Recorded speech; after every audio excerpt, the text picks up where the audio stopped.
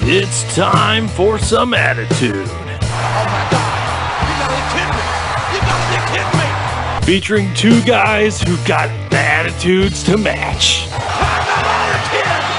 Make yourself famous! You're listening to the Bottom Line Podcast with Stevie and the Big Guy. That's a lot of weight. There's 200-300 pounders up there.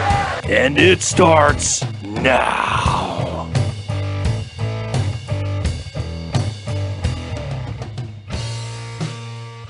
Episode number 4 of the hottest podcast on the internet, the Bottom Line Podcast.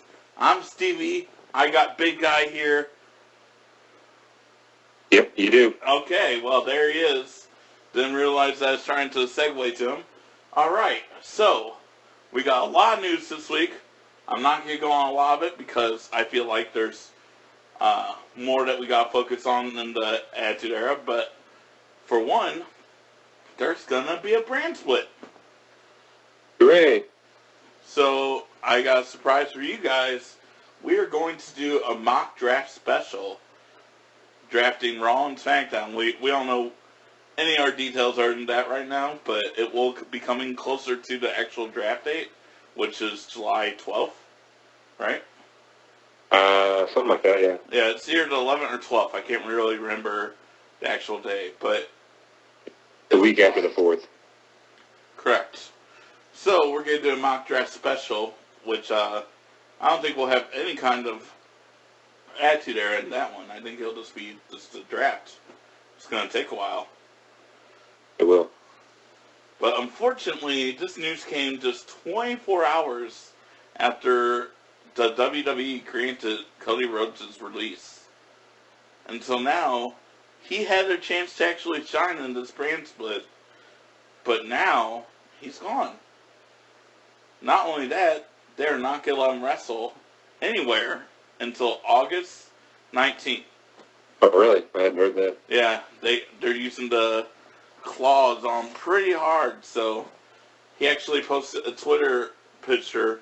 It was black and white, and it had his hand, and there's a list with check marks by each wrestler's name of his, dream opponents.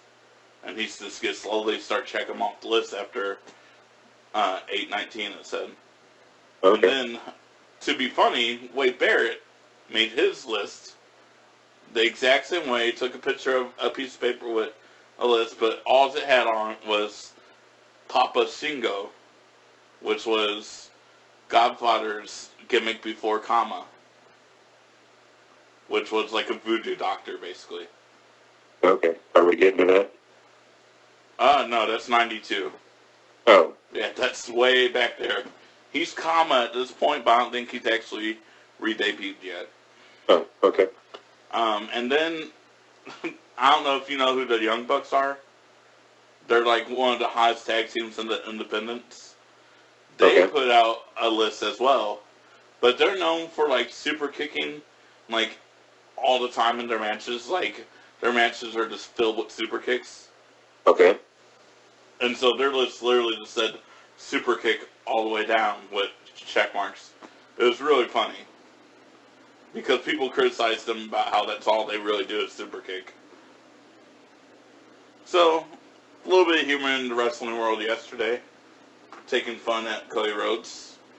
But, other than that, I'm not really going to go into any of our news this week because we got 2 pay-per-views to review.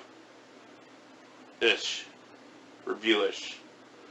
So, what was the first match in Extreme Rules 2016?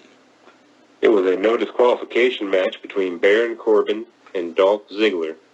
I believe I picked Baron Corbin. I did as well. I thought you did, so that is a tie because Baron Corbin won. He did. And a pretty boring match. Yeah, really. I was not impressed with this at all. I feel like they could have done way more with the no DQ. And maybe WWE said, hey, don't take too much away from it because we got this Asylum match later that we really want to hit home. But then why even do the match at all? Right. Just make a regular singles match if you're going to constrict them or if they're not going to do anything worthwhile.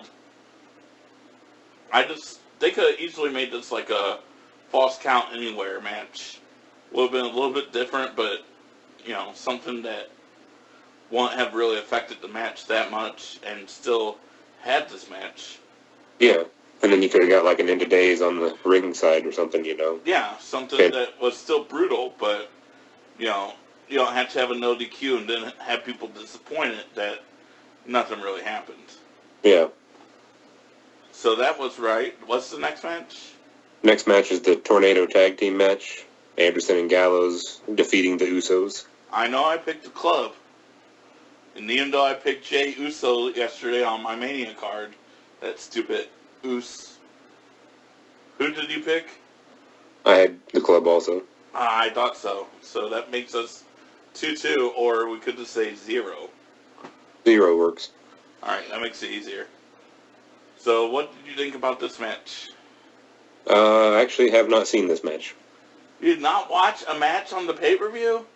That is correct. That is sad. Okay, well, I didn't really like this match that much. It was okay. I mean, I'd probably, if I were to rate it, I'd give it like 2 stars. Nothing special. The tornado tag would have been cool, but they didn't really do all they could with that potential. But, I mean, it made the club look good, so there's that. Okay. Next match. Is for the United States Championship. Rusev defeated Kalisto. I really liked this match. I was actually really impressed. Did you see this one? Just caught the end of it, the last half or so. Okay. This was actually, they were doing some pretty brutal moves and actually pointing out some old moves as well. We saw Torture Rack, which I really enjoyed that move. I haven't seen it since Lex Luger, so I was really happy to see it in this match. Rusev obviously doing it. It wasn't Kalisto. But Kalisto did this Hurricane Rana where he just plants Rusev's head into the mat. Like, you know how he follows through usually with Hurricane Rana and they land on their back? Yeah. No, he didn't follow through. He just planted him onto the mat. Wow. It looked brutal. It was awesome. And then I loved the accolade where he just basically looked like he was breaking Kalisto in half. Yeah, bending all the way backwards with it. I didn't like the fact that the referee kept saying, I gotta check him, but then he was totally okay when he submitted to call the match. That should have been a DQ on Rusev. They should have worked that out differently, because that looked stupid, but the rest of the match was great. I loved this. It was probably the only good match of Kalisto's U.S. title reign. And I liked it a lot. I guess his matches with Alberto were okay. Yeah. So, you think they're just going to go back to the rolling down the Russian flag whenever he wins and Lana's by his side, or are we just going to go through that whole thing again? We might. I don't really know how they're going to do it. But all I know is this is a fresh chance for Rusev to get over. He got over with the U.S. title first time. He can do it again here. He looked very strong in this match. He looked monstrous in this match, actually. So I think this is a good thing. I believe we also both picked Rusev here. Yeah. Let's keep subs at 0 for now. What's that next match? The Tag Team Championship. New Day defeating the Vaudevillains. And we both picked New Day because we're not stupid. This was an okay match. Again, I felt like it could have been better. It was better than the club match. But okay. I wasn't, super impressed. It was nice to see Xavier in the match, though. It kind of was, yeah. You don't get to see that much, so it's when he's actually in the match, you're like, whoa, this could be different. So, I like that, and Kofi being a cheerleader every once in a while is okay with me, I know you're probably bummed, you probably wouldn't see Kofi wrestle, but yeah, I think it worked out well. Okay. Gave Kofi the night off, he could just rest a little bit. And still tag team champions.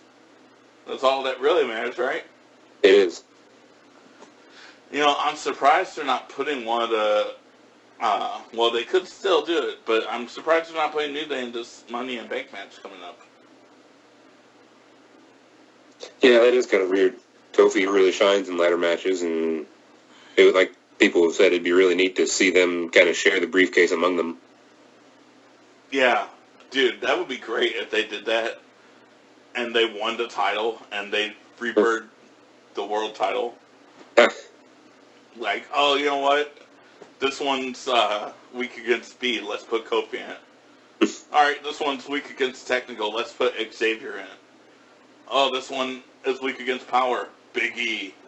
They have all three dimensions there, so Yeah. you could really do a lot with a Freebird rule with them as world champion, and it would be unique. It's never been done.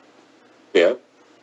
But they probably won't go that route. It would be, people would probably cry that New Day was getting the world title and doing the Freebird rule. I think it would be awesome. Yeah, people are going to cry no matter what. Nobody's ever happy. There's always somebody angry about something. That's definitely true. That is the wrestling world as we know it. Wrestling fans complain and complain and complain. I'm guilty of it. I'm sure you're guilty of it. Nope, never. It's what we do. We're not always going to be happy with everything they do. I've actually gained some perspective about Roman. I'll talk about during main event. Okay. All right, go ahead with the next match. The next match is for the Intercontinental Championship, a fatal four-way, with The Miz defeating Cesaro, Kevin Owens, and Sami Zayn. Well, that was disappointing that Miz won, but not really. Because I said it could have happened. Miz has been doing awesome. He really has. But I really wanted Cesaro to get the win here. But how about this match? Wow. Dude, they stole the show. If it wasn't for that main event, this would be the clear, 100% winner. It's still the winner, don't get me wrong. Absolutely, yeah. But the main event was almost as good as this match, I thought. And, props to Owens, Zayn, Cesaro, and Miz for crafting probably the best Fatal 4-Way of all time. I cannot think of any Fatal 4-Way that had this kind of drama, the suspense as every pinfall. All the spots were insane. Mm-hmm. This has everything. Right. This is a 5-star match to me. Yeah, I was worried at first when they started off with the Luva kick right out the gate that this is just going to turn into a big spot fest. Everybody just highlights. I love that, though. Oh, I know, but eventually that gets old, especially if they're going to go on for a long time. But then it actually transitioned into a very good match too. Yeah, it wasn't just a spot fest. I can see where you would get worried about that. But I loved how they started because it showed that Zayn and Cesaro meant business. The hello kick against Owens takes him out right away. And then, what did he do to Miz? I can't remember. I think it was just an uppercut, wasn't it? It might have been. I don't know. It was brutal how fast they attacked. And then you got to see that classic NXT matchup between them again. Cesaro and Zayn really shine in the ring together. Have you ever seen any of their NXT matches? I have not. Oh man, you're missing out. Their one at Arrival is fantastic. They had Best Out of 3 Falls match on this regular NXT. That was fantastic. These guys are pros in the ring with each other. They're pros in the ring with anyone, but they are magic together. Alright, so yeah, very good match. What's the next one? Next one is the Asylum match. Ambrose defeating Jericho. This match was so slow. Yes. It was and very long. Sloppy. And yeah, they gave it half an hour. Just about, 26 minutes according to Wikipedia. Yeah, that's just, ugh.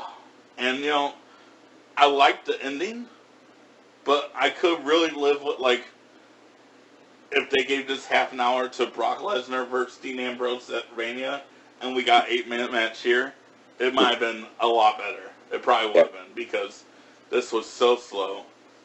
And I just wanted it to end. I couldn't believe it lasted as long as it did.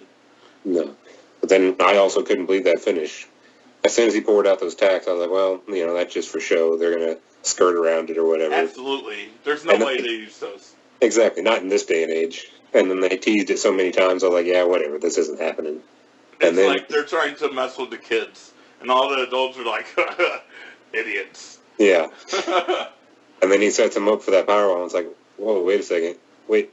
Oh, he did it. What a pro. Jericho taking that bump. And then, not only that, but he, didn't he, take a dirty deeds on top of it, too? It was near it. He got more in him from that, yeah. But it wasn't exactly on top of him. Oh, just thinking about all those thumbtacks going into you all at once. Yeah. The amount of pain you feel. Oh, yeah. And then I love how on Raw the next night, he was all bandaged up. When's the last time you saw someone bandaged up on Raw from their previous match? This classic Jericho. I mean, he's truly a veteran, selling the match from the night before. I'm glad that he's in the Money in Bank. That means we get him for at least one more month. Yeah, absolutely. And actually, a lot of people are hoping he wins. Really? Because he would go to Fozzy, but he still had that briefcase, and it would create a, surprise whenever he actually cashed in. Yeah. We're used to seeing the Money in Bank winners shove that briefcase down our throats until they cash in. Mm-hmm. So having someone that goes off camera for 6 months and then returns when you're not expecting it, it could be very exciting. I don't know if they'll go that route. I don't think they will.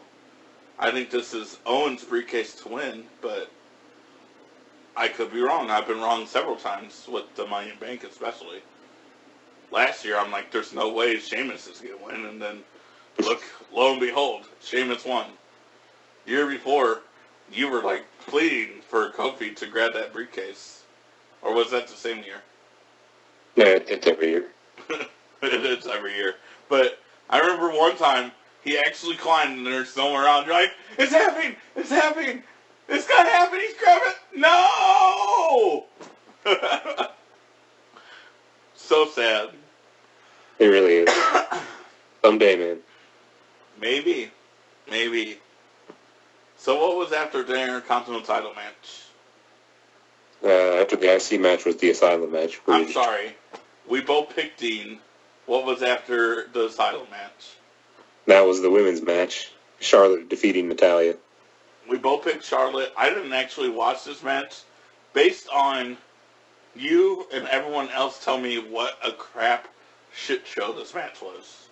Yeah, it was just so boring. It's another one that just went on way too long. I know that people have been trying to say, give the women more time, give them more time, but in this case, they didn't need that much time. They were just telling a quick story anyway with the Dana Brooke interference coming down, distracting, and then leading into the submission. Yeah, just not very entertaining. Yeah, I mean, it's really hard for a submission match with any wrestler and to be super entertaining. It's a submission match.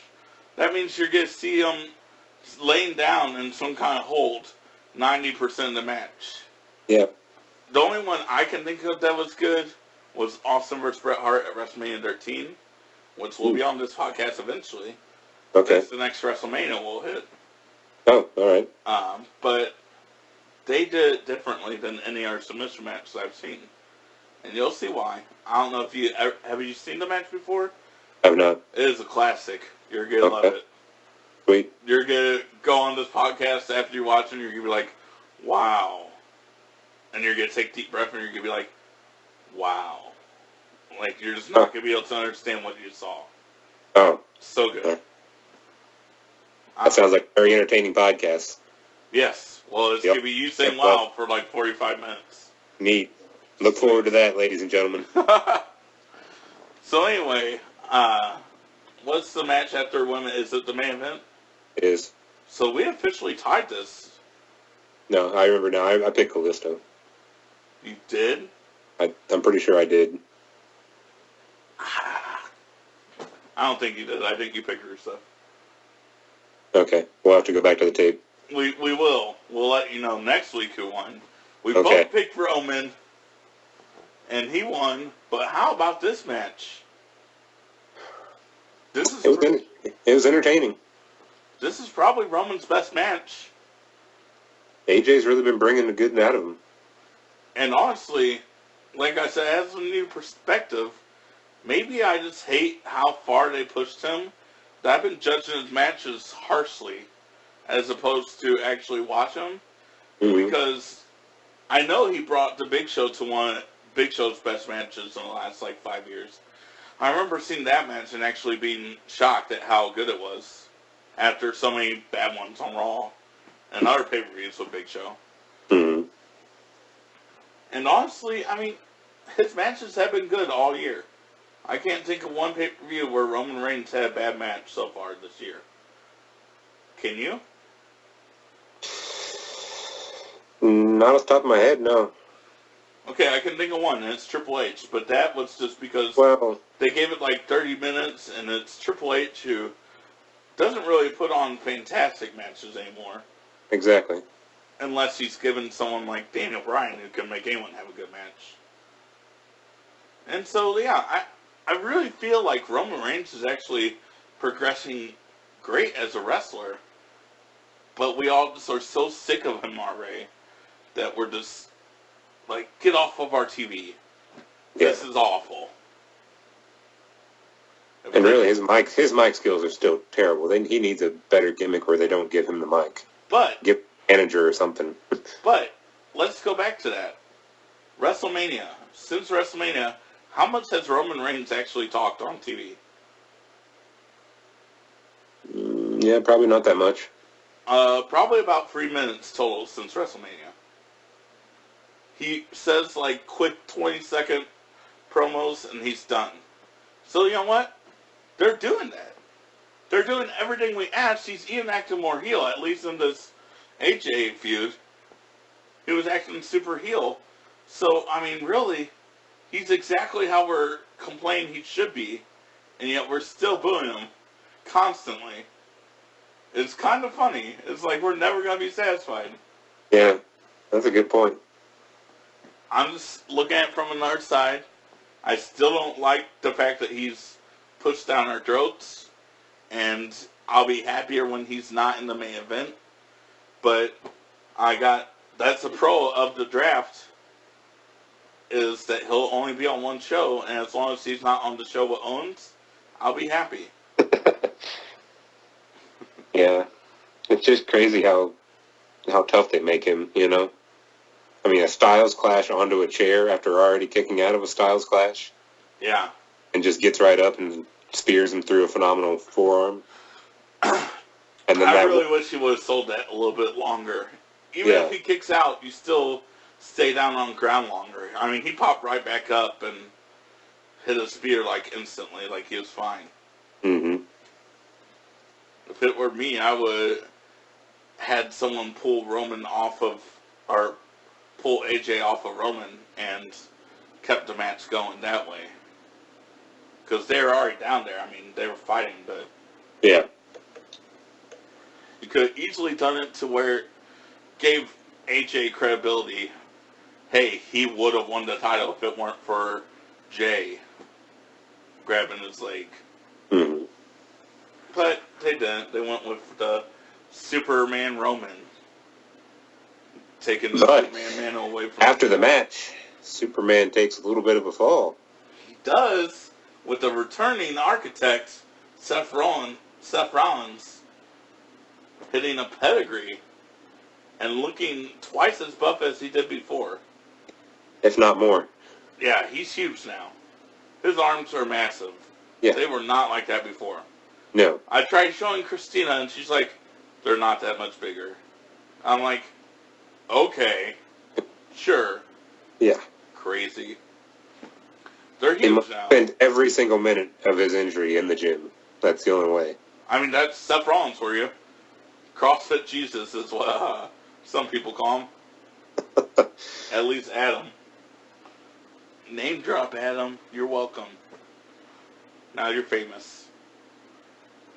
So, pretty good pay-per-view overall. 2 pay-per-views in a row now that have been fantastic. Mm-hmm. And Money in Bank shaped up to be just as fantastic. I think the new era that they're trying to push is working. Because the Raw after this was also really good. I mean, you had AJ versus Owens, and my only gripe with that was, why did you have him face Owens and make AJ lose again? And then you had Zayn get qualified, Owens get qualified, Cesaro get qualified, Jericho, and can't remember the last one. Oh, Alberto Del Rio got qualified on SmackDown. Oh, okay. I didn't know that one. So you got a pretty heavy Money in Bank roster already. You got 1 spot left. I think I'm missing someone still, but we'll figure it out later. Yeah. So now let's go into In Your House International Incident. How do you like this pay-per-view? It was pretty entertaining overall. I was kind of surprised by it. I wasn't really expecting much, especially once I realized that there weren't going to be any championship matches. Isn't it weird? It's very weird. Has this ever happened a lot back then, or? This was not something that happened a lot. I mean, Survivor Series never... There's been several of those that didn't have championship matches because they just had the 4-on-4s all pay-per-view. Okay. But, I mean, other than that... It's only having 3 titles. I guess it's not too surprising, but... No, it's still surprising. Yeah, I don't know why that tag match wasn't for the title.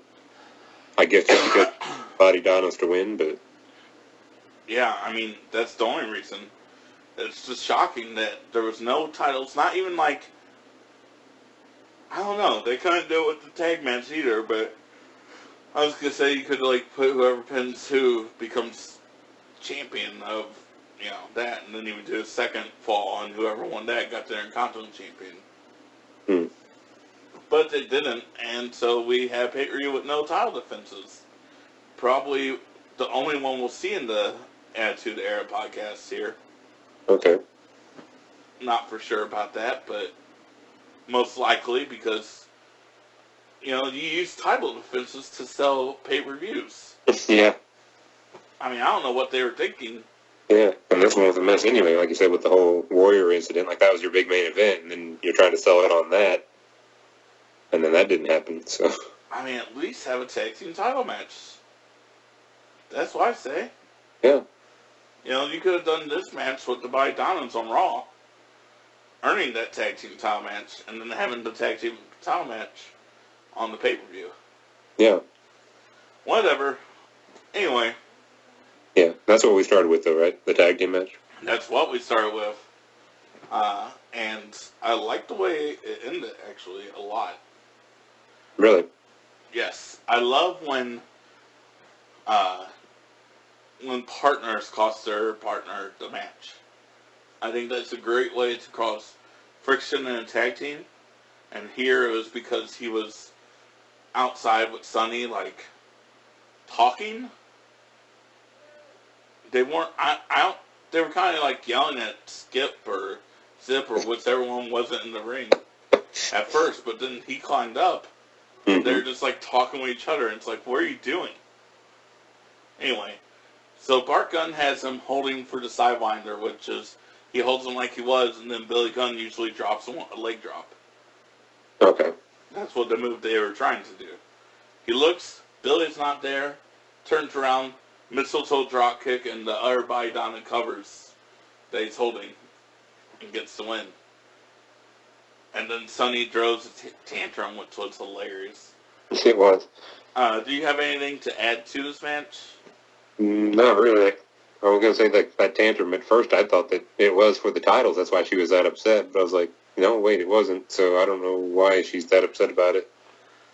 I think she's just upset that she lost to her former tag team. And I forgot about that. Cloudy is gone now. Yeah, that didn't last long. Lasted a full month. got him right before the first paper or the last pay-per-view. Mm-hmm. Gone after this one, or before this one. So yeah, standard tag team match. It wasn't great, but I liked the ending to it. Mm-hmm. And then unfortunately, Jake Roberts had a rib injury. Okay, that was one of my questions for this week. Like, they actually said it in the commentary. They did? Yes. Oh. It's right Okay. whenever the pay-per-view starts. They're talking about the card, and they're like, Jake Roberts unfortunately has a rib injury from an attack on Raw or whatever, so he's not going to be here tonight. He's going to have a replacement, Henry Godwin. Oh, okay, I must have missed that, sorry. It's fine. It happens. But yeah, we had Henry Godwin versus Mankind. Not a great substitute. Not really. Especially but I did love the very beginning, whenever he comes down, and they're doing their little do-si-do, and he's doing his big calls and everything. That look that Mankind gives him, like, what the hell is going on here? And I think you probably noticed this, but it's a network pay-per-view, and there's no crowd cheering at all. Did you notice that when Henry Godwin was coming out? No. It's because they dubbed in different music. Oh, okay. Yeah, they have to do that sometimes when they don't have the rights. They dubbed in their second theme. Their first theme was spoken words in it, and I think it's like someone else's song. They didn't have the rights to use it anymore, so they dubbed in their second theme, which is why no announcers are talking at all during its entrance, or you can't hear the crowd. Because at first I'm like, man, this crowd is not into Henry Godwin at all. Like, they must be really mad that Jake Roberts is in this match. And then I realized, oh, there's no one talking. It got dubbed in. Okay. So I want to clarify that for you. And I don't know if the Jake Roberts injury is legit. I think it's storyline. But I could be wrong on that. But yeah, we saw Henry Godwin versus Mankind. And besides that neck breaker on the concrete, I didn't really see anything in this match that was anything worth talking about. No. It was just a regular match that had... I mean, Mankind was doing a great job. But it was just a clash of styles. Like, Henry Godwin's like more of a power wrestler. And Mankind's kind of like a technical, hardcore type wrestler. And so, it didn't work. And that happens from time to time. The next match was Stone Cold versus Mark Merrow. And while I like this match, I think you would agree the King of the Ring match was better. It was, yeah. But it's really nice to see them really getting behind Austin. Yeah, you can tell that they're starting to really get behind him. He pulled now 2 pay-per-view victories in a row, one being the King of the Ring, this being the second one. And I'm pretty sure he faces Triple H at the next pay-per-view, which I would almost undoubtedly say he will win. Okay. I know he faces him soon at a pay-per-view. I just don't know if it's SummerSlam or if they hold off until the next one. Which I'm pretty sure he wins because Triple H is still technically in the doghouse. Right. So the one with the Stone Cold Stunner. Stable's looking good, but I just wish they would have gave this more time. Done something a little bit different to make this stand out more. Because it had the potential to be your match of the night. Yeah, really. I mean, there wasn't a whole lot of amazingness, but just a lot of solid matches. Yeah. Do you want to move on? Yeah, that's fine. I didn't really have many notes for that one. Alright. So, Taker versus Goldust. And I love the way that Goldust played a chicken shit heel. Yeah. He did so well during this. It was crazy. There's no way that would happen nowadays. No, none at all. Way too long. Especially after Undertaker's entrance takes 8.5 hours itself. That's true.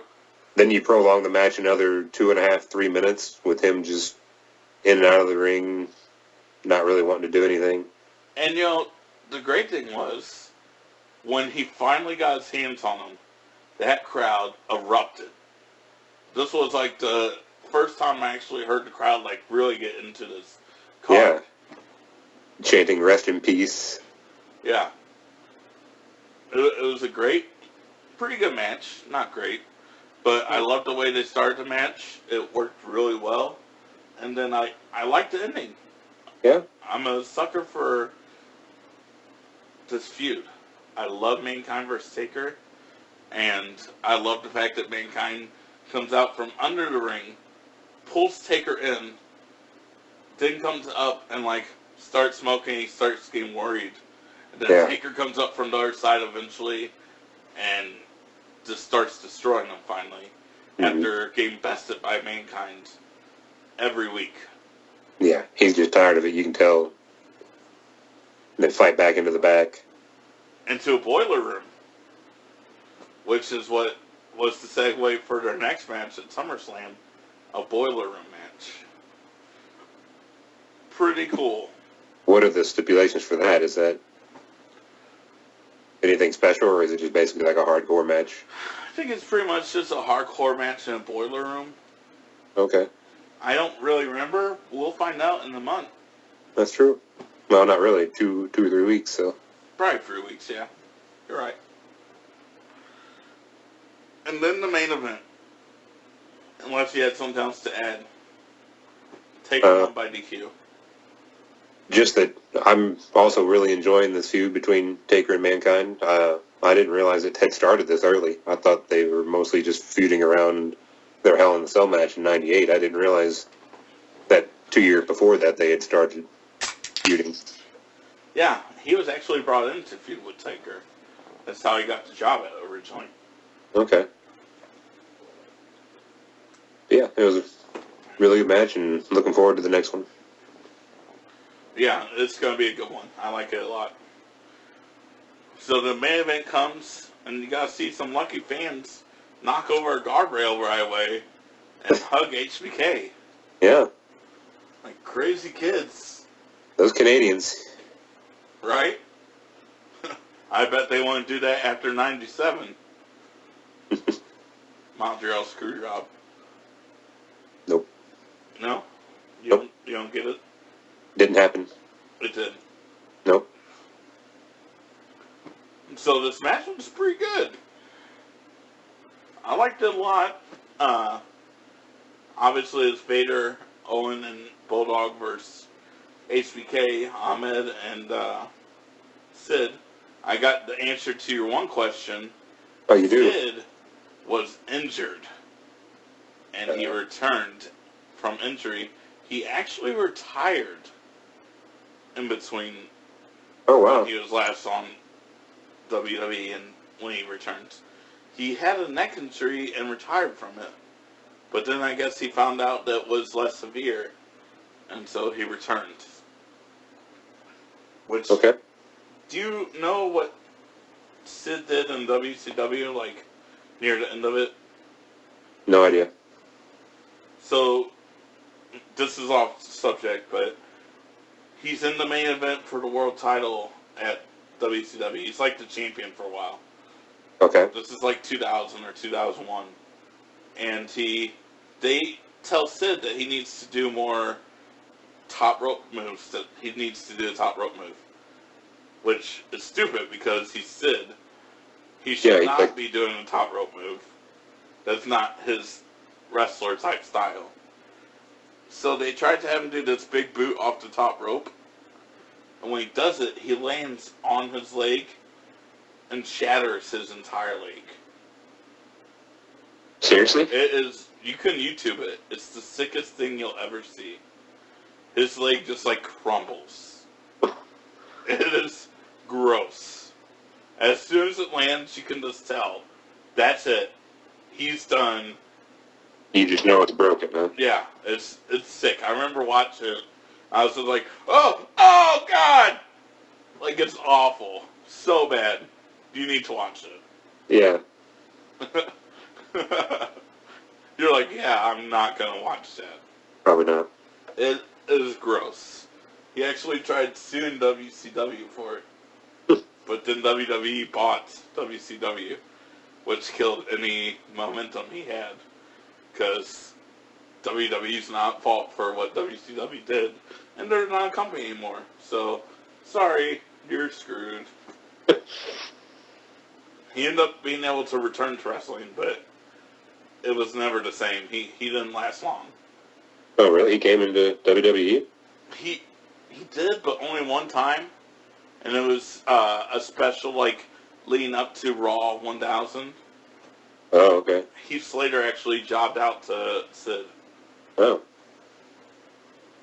Because Heath Slater, I guess, was in a feud with former superstars of WWE. And he would lose to a different one every week or something like that. So, yeah, he came back eventually. He just worked in independence until then. Until he retired and then came back for that one-off. Okay. Anyway, back to the actual match, because I went way off subject there. Pretty good. I liked a lot of it. Mm-hmm. Solid wrestling. I liked the ending. It definitely builds for a feud because that's your main event. SummerSlam, Vader vs. Shawn Michaels. Oh, really? He does get it? He does get it, yes. I saw that after interview, so. Yeah. Yep, they set up SummerSlam with 2 matches at least tonight. The Boiler Room and the main event. And I really like that main event. I don't care what Andy says. SummerSlam 96 is a solid pay-per-view. Okay. We'll see, I think, later.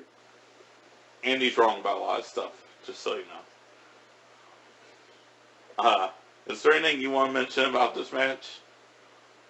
No, I also had Vader looks incredibly strong. They're really getting behind his character a lot, you can tell. I like the fact that this is a solid stable. Like, the manager is really behind all 3 members a lot. Yeah, and he... Nowadays, if somebody has a manager, it's just like one person that they're managing, it seems like.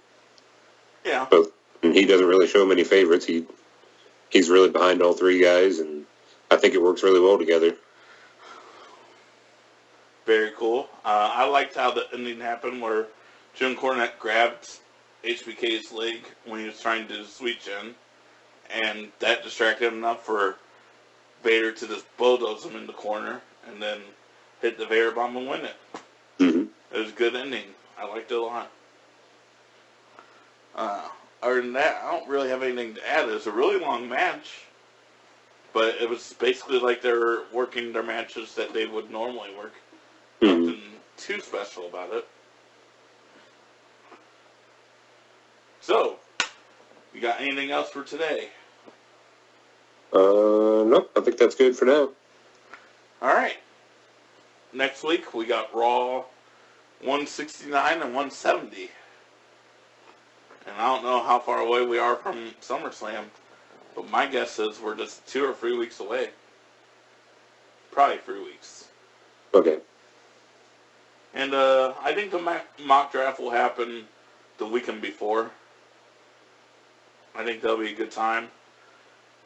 And that way, maybe we can, like, shoot 2 episodes back to back. Yeah. So that way we can still do a review, but we can also have, like, this other episode, like, hey, if you don't want to listen to this, you don't have to, but here's our mock draft. That sounds like a good idea. I think so. Because that mock draft, I feel like, is could go on for, like, an hour. Maybe? Well, you gotta, like... You can't just say, I picked Kofi, okay, I picked Owens. Like, you gotta explain why you picked them. Or it would be a really boring show. Like, yeah, Kofi, okay, now I'll take Zayn. Cool. I will take Rollins. That sounds really slow. So, no.